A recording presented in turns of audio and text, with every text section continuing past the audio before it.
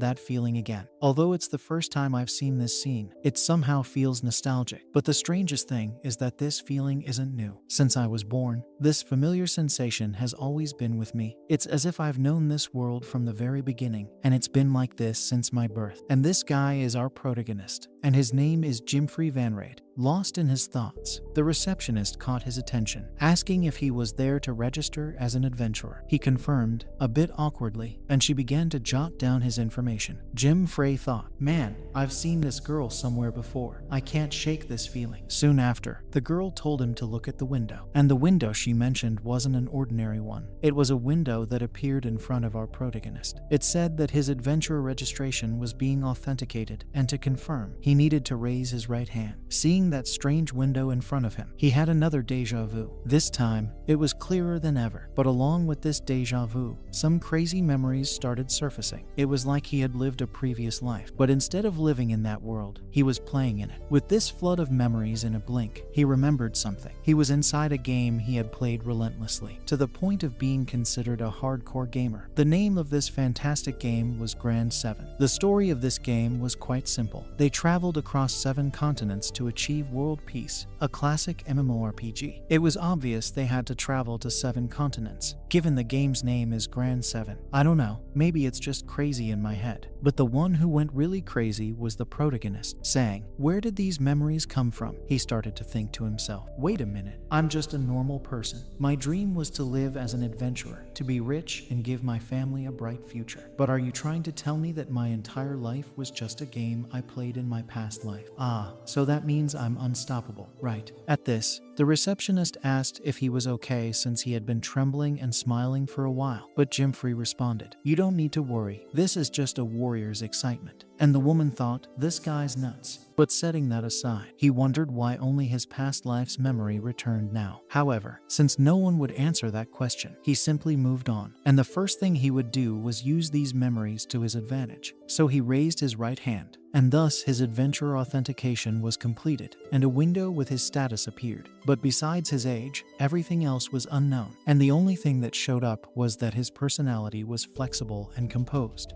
Flexible and composed. What? Let's see now. Hopefully, he isn't one of those dumb protagonists who does nothing. Suddenly, a giant door appeared in front of him, and he walked through it. Meanwhile, the girl at the counter was watching him and said, aren't you going to say thank you? As he crossed the portal, he arrived on the other side and saw several floating islands, which was Grand 7, or more specifically, he was at the baptismal altar. He realized that the baptismal altar he was seeing now was the same one he saw in the game of his past life. This place was like the game's tutorial, where they gathered 5 adventurers to journey together. This should be the path he followed in the game, but this is now his reality. So it's not like he could die and simply click the continue button. If he died, that was it. However, if he used the knowledge from his past life, being a successful adventurer wouldn't just be a dream. At that moment, an announcement was made that the baptismal ritual would begin in 30 seconds. Therefore, they should choose their equipment. So Jimfrey said, yes, now the real game begins. And so everyone started running, and various weapons appeared in the sky. Saber, sword, bow, and arrow. And of course, everyone wanted to get the best weapon, leading to intrigue. Even a guy with glasses wanted to grab a fancy sword. Wow, if I get this sword, I'll be the best of all. Get out of the way. 4 eyes, this sword is mine. With this, Jimfrey thought, yeah, even this part is the same as in the game. Ah, you might be wondering like I am, why the heck are these guys fighting? Don't they have enough swords or spears? But it's not quite like that. It's because the system has a forced labor thing. Depending on what you choose in the baptismal ritual, your job choices will be limited. And as explained, it seems the system is very unfair to beginners. Jimfrey remembered that during his past life in the game, he reset many times to try to get the class he desired. Since he was standing still and didn't choose anything, people began to mock him, saying, ah, there's a tired one here. He didn't even pick anything. But the protagonist didn't mind being called that, just thinking, shut up, egghead. Then, Jimfrey began to walk calmly among the weapons, thinking, this is the weapon I'll choose. He stopped in front of the worst weapon, a rank F1, with only 1 attack. And of course, seeing this, Egghead couldn't miss the chance to mock. look at that. He chose the one-attack sword. What are you going to do with it, buddy? To which the protagonist thought, I'll make my sword shine like your head. Just kidding, he didn't think that. In fact, he thought Egghead was quite right, because the common sense in that world was that the stronger the sword you pick at the beginning, the stronger you become. And that was the common sense of that world. But what if this common sense was wrong from the start? After all, there was no way a noob could compare in knowledge with a hardcore gamer. That's why, following his hardcore gamer knowledge from his previous life, he chose the weakest sword of all. And so began the baptismal ritual, with a time limit of 5 minutes. Out of nowhere, many beetles appeared, and they were supposed to kill as many creatures as possible during this period. And the name of this beetle,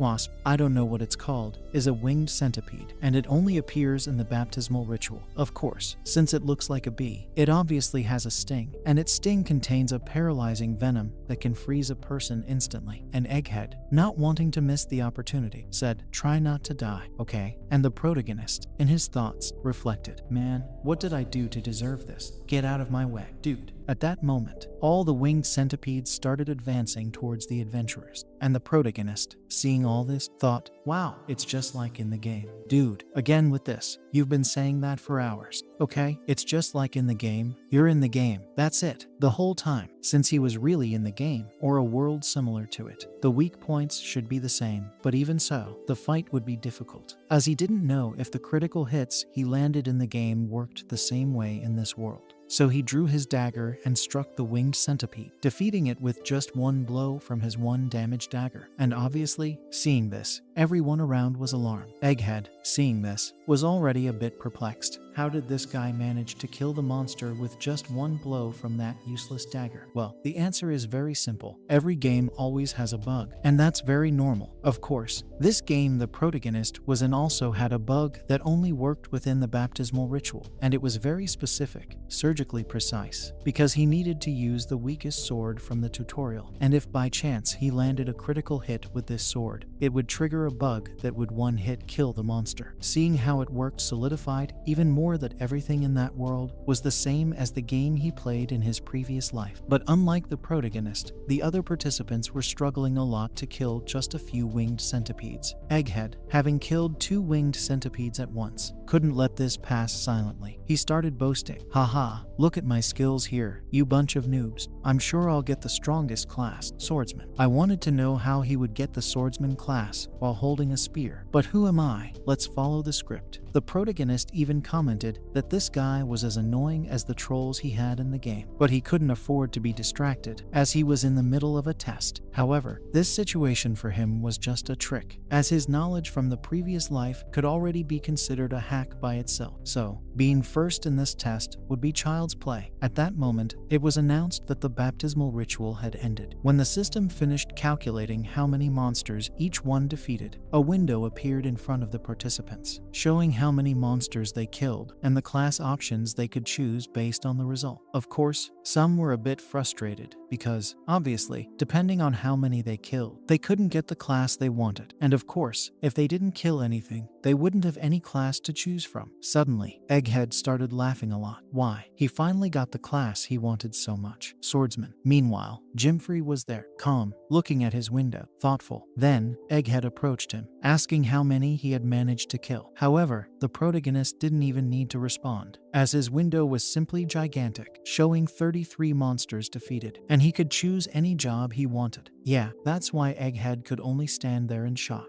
And to hide his embarrassment, he was as flustered as a 5-year-old throwing a tantrum for his mom. I can also choose the swordsman class. But the protagonist didn't care and said, good luck, you can choose that. In his mind, the protagonist thought Egghead was really lucky because with 15 kills, he managed to get the swordsman class, which had less than a 2% chance. And of course, this class is very strong, and that's common sense in that world. It was the same in the game, but as I mentioned at the beginning of the story, the protagonist was a hardcore gamer, so he couldn't take the easy path. Since he had chosen his first class, he received some starting equipment, and his class was the strangest of all, one he had never heard of, called Compoter or Composter, not sure what the heck that is. And apparently, it was very weak, because everyone was surprised and called him an idiot, because, like his dagger, this was the weakest weakest job there was. But as the wise say, what good is a ladder to climb high if you use it lying down? So, whether the compost class was weak or not depended on who used it. But wait, you might be like me, wondering why he killed 33 monsters, more than anyone else there, to get the weakest class of all. Calm down, my little grasshopper, it's not like that. He has something in mind. And he actually got those 33 kills because he was after the monster drops. And that's where the composter class comes from. And then he began to merge those items into his dagger, which started emitting a blinding aura. This surprised everyone around him. And he hadn't chosen this class just to shock everyone, but to show them that the weakest tutorial dagger, paired with the weakest class, due to a major bug in the game, would allow him to unlock the first hidden weapon of all. To understand why the protagonist is so happy to have gotten this dagger, let me explain a bit about the world he's in. As I mentioned before, common sense dictated choosing the strongest classes, as the strength of an adventurer was determined by their level and skill with their class. Equipment was merely supportive items, like attack and defense, nothing more. But that's where our protagonist's equipment comes in, defying all the rules of this world. This item, which exponentially increased the user's strength, was known among hardcore gamers as a hidden item. So, after completing his baptismal ritual, the protagonist headed to the city of new adventurers, called Rogue Begin. Amidst all the people, the protagonist thought once again, wow, it's just like the game world. My god, again, dude, you've said that 4 times already. While he was spacing out in a corner, an old lady approached him and offered him an apple. He accepted it and then leaned against the wall, watching the people and thinking that since he had already obtained the first hidden item he needed, how should he proceed from now on? Because, as I mentioned at the beginning, the game's story was very simple, and so was the goal. On each of the 7 continents, there was an S-rank dungeon. The goal of the game was to defeat all 7. But even though the goal was simple, it didn't mean it would be easy, so he needed to be as strong as possible. And obviously, since he had just become an adventurer, the normal thing would be to go to an F-rank dungeon. But he's a hardcore gamer, so he went to a C-rank dungeon. The dungeon's name was the Forest Where the Guardian Lives. The goal was also very simple. He had to defeat the Guardian. Man, it seems everything is very simple. Where are the fights? Why did he become a hardcore gamer for this? Dude, I hope it gets more exciting. I'm getting nervous. Oh, and entering the dungeon didn't mean he could leave easily. Okay, he had to complete the objective to be able to exit. Oh no, I take it back. It got a bit harder now, but not too much. Let's see. Since our protagonist was level 1, with the weakest class of all, it would probably be a challenge, right? Because the recommended level for that dungeon was from level 17 to level 30. Since he was in the dungeon, he couldn't dawdle for too long. At that moment, a level 17 carnivorous plant appeared. He summoned his dagger, which he had upgraded. Considering the 16 level difference was significant, if he took just 1 hit, it was game over. The plant attacked, but he managed to dodge it because he knew the monster's attack pattern. And of course, as everyone says, knowledge is power. So the protagonist defeated the monster instantly and leveled up to level 10. Unlike many other games, where leveling up grants 1 skill point in all abilities, here it was a bit different. Only HP and MP increased, but you also gained 5 points to allocate to any stat. Since he was practically one-shotting the monsters, he decided to focus all his points on defense. Then, like a madman, he started rubbing his face on the dagger, saying,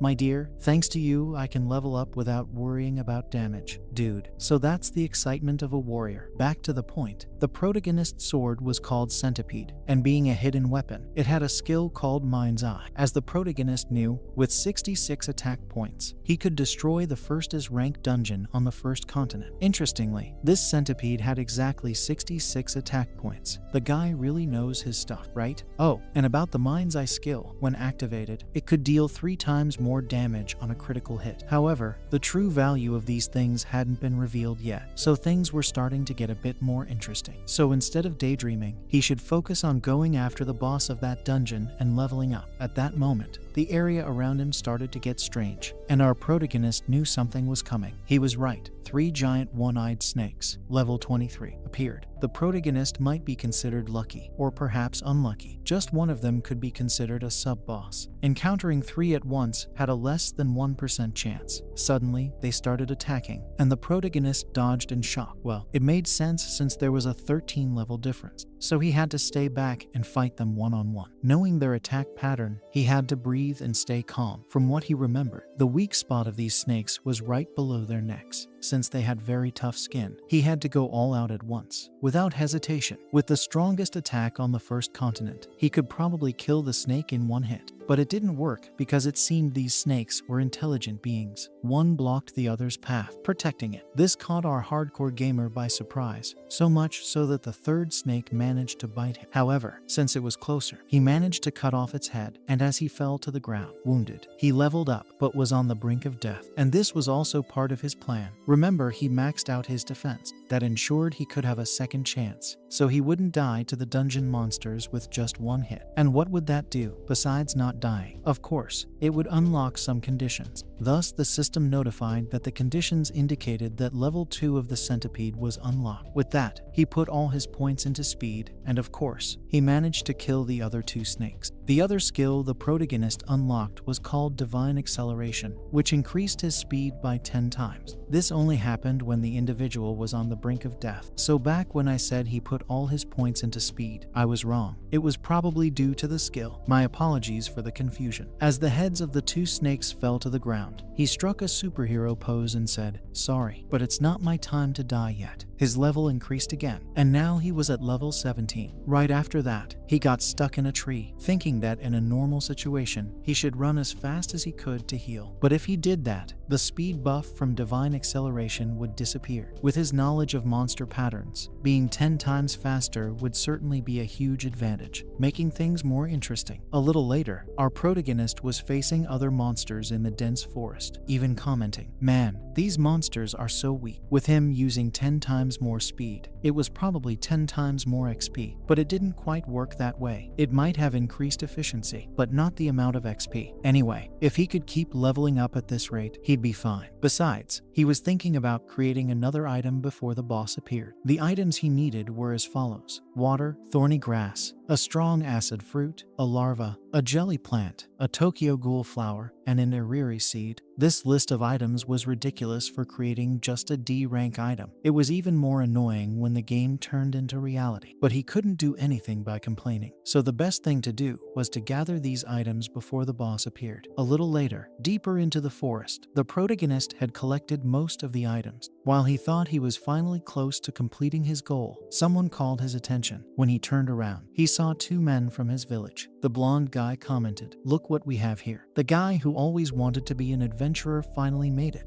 Jim Frey, the loser. This blonde guy's name was Julius. From what the protagonist knew, Julius had become an adventurer 2 or 3 years ago. Why was he wandering around these parts? At the same moment, Julius said, Hey, you're wearing composter equipment. Man, you really are trash, huh? And look at this gear. Where did you live? Under a bridge?" The other guy with Julius asked if he was his friend, but he replied no, they were just kids from the same village. To make matters worse, he was the poorest in the village, so there's no way he could be friends with him. Besides, his father is dead, and his mother is sick, bedridden all day. At that moment, the protagonist started thinking, what a person to run into right now. It's true that my father died when I was young, and even now, my sister takes care of my mother, and that's why I became an adventurer to make money. Suddenly, Julius called the protagonist's attention, asking, "Hey, loser, are you listening to me? I'm telling your heroic story right now. And why are you looking at me like you sucked on a lemon and didn't like it? Do you want to get beaten like when we were kids?" At this, the protagonist wondered what he should do in this situation. Suddenly, a roar echoed through the forest, and the guy following Julius pointed behind him, saying, "Hey, look at that." He was pointing at none other than the dungeon boss, a level 31 Cyclops. Julius tried to tell the guy to get out of there, but it was too late. After killing the guy, the Cyclops turned toward them, and it was revealed to us that it was a level 31 Cyclops with a skill called One Eye. I don't know what this Cyclops will do. Is he going to shoot a laser beam now? Let's see. The protagonist was in shock because the level difference was so significant. Moreover, the monster's defense was very high, and with the strength he had at that moment, he probably couldn't attack the monster effectively. I didn't get it. He said the 66 attack could, I don't know, give more strength to the continent, right? So why can't he kill this beast with one hit too? Maybe he's lying to us.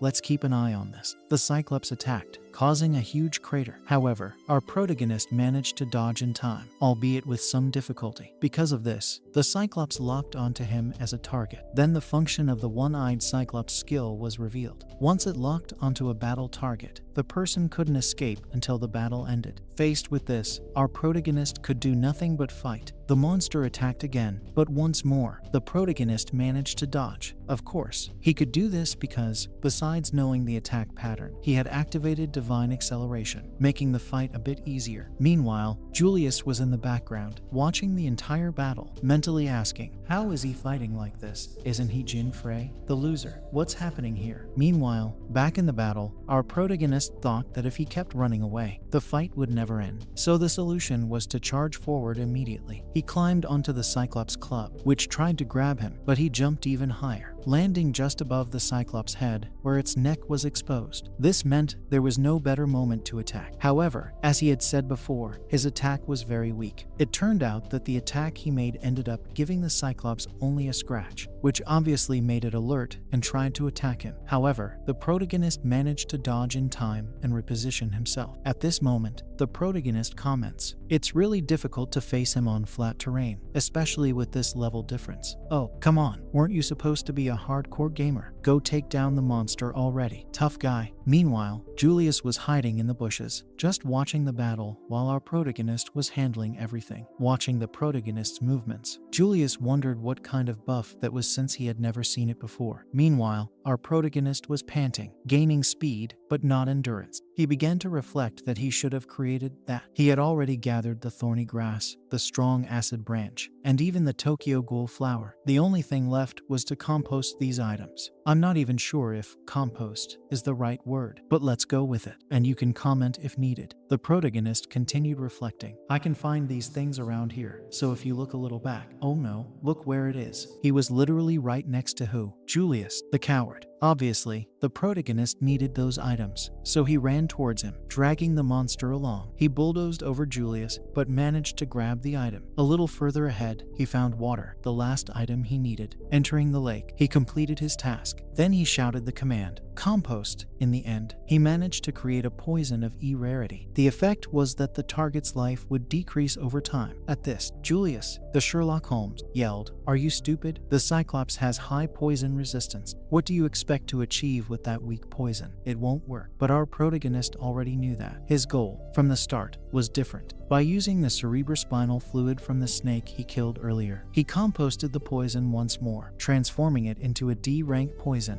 which increased its effectiveness. However, there was still a cherry on top. He started applying this poison and infused it into his sword. Now, the centipede showed its true form. Meanwhile, in the background, Julius was going crazy, saying, "Jesus, what's happening?" He added attributes to his weapon by composting 3 times in a row, but our protagonist didn't have much time to think, as the Cyclops was right behind him. Assuming a powerful hero's stand, he said, "Sorry for keeping you waiting, idiot. Now it's time for round 2. Since the Cyclops' target was the protagonist, it quickly charged at him and began attacking incessantly. But he was dodging with relative ease, and again, he took a leap and climbed up the back of the Cyclops' head, saying, "Let's see if the attack won't work now." He started attacking the Cyclops, which began getting poisoned. However, as Julius had said earlier, the Cyclops had high poison resistance, which nullified the effect. But as the saying goes, water dripping day by day wears the hardest rock away. They continued with this poison, nullify cycle until, eventually, the Cyclops could no longer nullify the poison. Taking advantage of the Cyclops being paralyzed by the poison, the protagonist aimed for its weak spot, the eye. Since it was the weak spot, hitting it would result in a critical hit. Adding the effect of the centipede's first skill, he defeated the monster. Watching the battle firsthand, Julius began to wonder, is that really Jim Frey, the loser? And that's it, folks. If you want part 2 of this video, and enjoyed this kind of crazy narration I just did, comment potato so I know you're liking it, as I'm trying to bring more of this narration style to the channel. But I've talked enough. You can move on to another video.